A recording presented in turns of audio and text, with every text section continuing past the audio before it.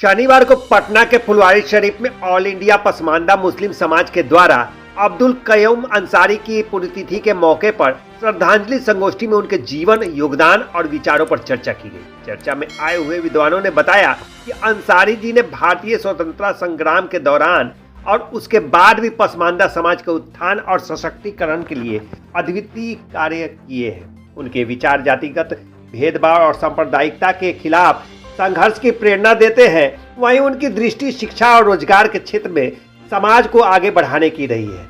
इस मौके पर ऑल इंडिया पसमानदा मुस्लिम समाज के राष्ट्रीय, प्रदेश और जिला स्तरीय पदाधिकारियों और उलेमा, सामाजिक कार्यकर्ता, पसमानदा एक्टिविस्ट और विभिन्न राज्यों से आए गणमान्य लोगों ने अपने अपने विचार व्यक्त किए। अंसारी हुआ, बाबा कौम अब्दुल कयूम अंसारी के पोते भी हुए और बिहार स्टेट मोमिन कॉन्फ्रेंस के बिहार के अध्यक्ष हैं। दादा के बारे में कुछ बात बताना चाहेंगे।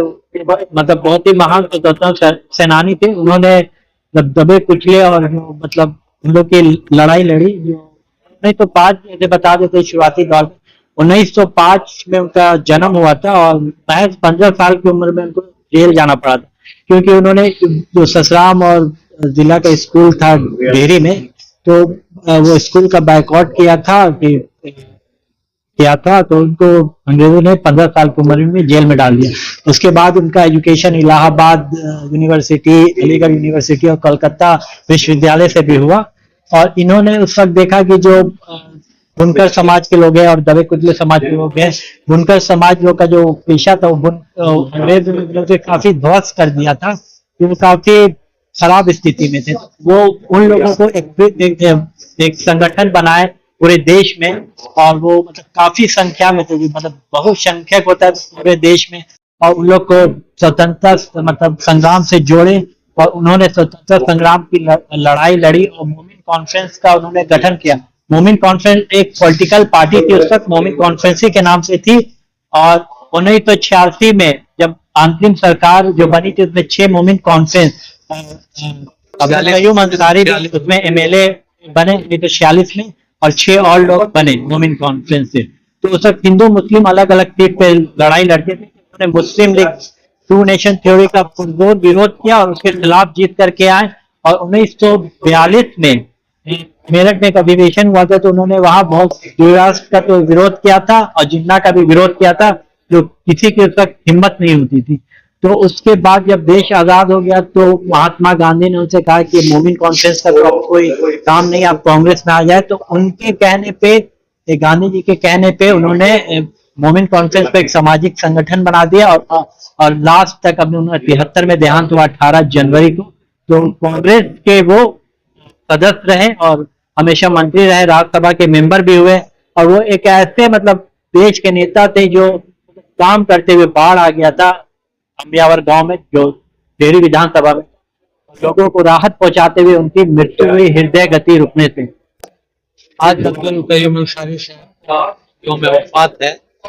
ऑल इंडिया पसमानदा मुस्लिम महाज जो है वो उसके तत्वाधान में मिन जानिब हम लोग जो है उनको खराजा खिदमत देने के लिए मेरे साथ कयूम अंसारी साहब के पोते यहाँ मौजूद हैं।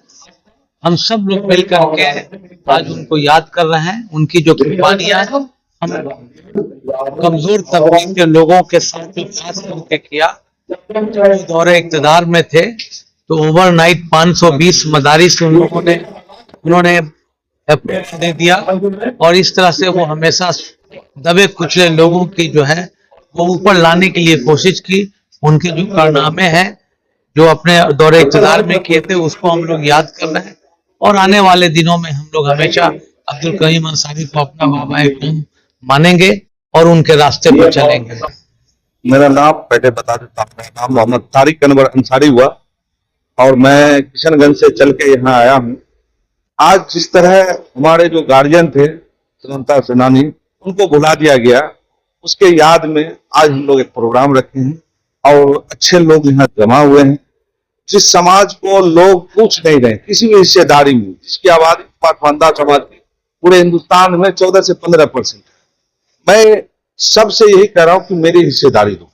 मुझे किसी से कोई लड़ाई नहीं है, किसी सरकार से। यहाँ पे और भी लोग आए हैं, हर पार्टी से आए हैं, ठीक ना, क्योंकि वो पसमानदा समझ के। और ये आज जो शुरुआत हुई है ये आगे बढ़ते चला जाएगा। और इसकी लड़ाई पासवानदा समाज के लिए जो बैनर बना है ऑल इंडिया पासवानदा समाज का, उस पे ये कार्य स्टार्ट हो चुका है। और इनके गार्जियनशिप में जो हमारे जिन्होंने हिंदुस्तान में रह के पाकिस्तान जाना पसंद नहीं किया, उनको रत्न मिले, भारत रत्न मिले, उनके नाम से बिहार में यूनिवर्सिटी खुले, कॉलेज खुले, ठीक है ना। अभी डेरी ऑनसन के उनके पोता बता रहे थे रेलवे स्टेशन, तो सम्मान की चीजें उनको सम्मान दिया जाए।